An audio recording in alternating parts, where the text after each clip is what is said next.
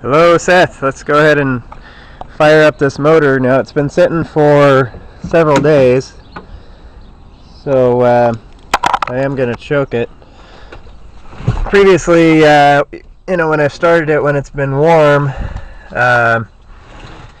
it is fired right up without even a full crank. I mean, it's been really, really nice. Let's see if I can do it without giving it any gas. Alright, let's give it some gas. That noise is the fuel pump. I notated that in the email. I would replace that fuel pump. It's an aftermarket electric one. It's just loud when it's dry, and it does start to run dry. Even when the car is running, sometimes it'll start to get real loud and then quiet down again. Okay, just barely tapped the gas. Just gave it a little bit. This is fully choked.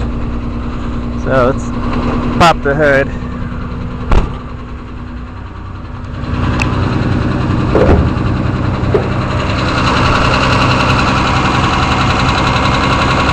So you can see the motor is sitting really still. That was not the case when it was first started prior to the valves being adjusted. There's quite a bit of crap that's accumulated there in the fuel filter. In fact, I'm going to go ahead and swap out that fuel filter again. That's a new filter that I had put on, but it looks like it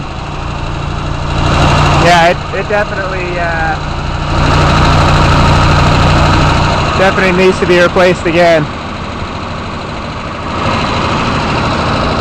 So let's listen at the tailpipe, and then I'll put the choke in once it's warm, and you can listen that way as well.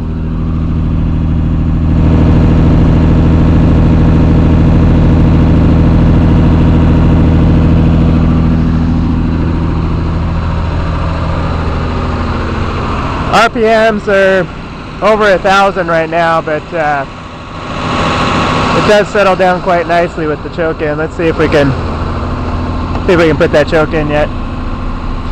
You can see the brake failure indicator light is still on, as I had mentioned in the email. So there is no reading from the brake failure switch down here on the junction block.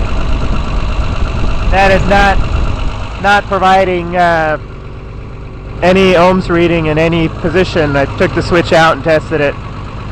So that switch is bad, but when I grounded that wire, it also did not turn off the indicator light. So there may be a wiring problem as well. I know you don't want to get too deep on hours on my end, so kind of leave the rest of that to your end of things. So here she is with the choke fully in, probably not quite warmed up completely yet. Motor is still reasonably steady. I mean, not a lot of movement there. And the motor mounts are not brand new. They're showing some wear. So really not bad. I mean, I still feel like the valves need to be, you mentioned you're going to have the head off and everything. I think that's a good idea because, as I mentioned, the valves were way too tight. So I imagine there's definitely some deposits. You could tell by how it was shaken that at least one of the valves, if not more, were not closing at all, not closing completely. So it's a pretty consistent sound. I don't hear any misses in the exhaust. There are some holes. There's a hole in the primary muffler.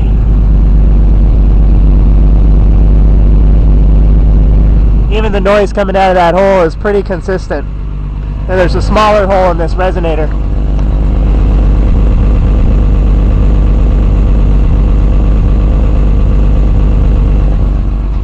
Might be a little bit of a miss, you can hear coming out of the resonator, but not bad really. I mean, this car will run a few hundred miles, shouldn't be a problem.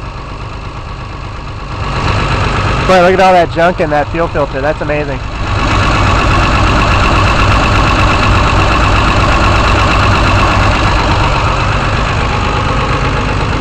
Alright, well there she is. She's ready to go.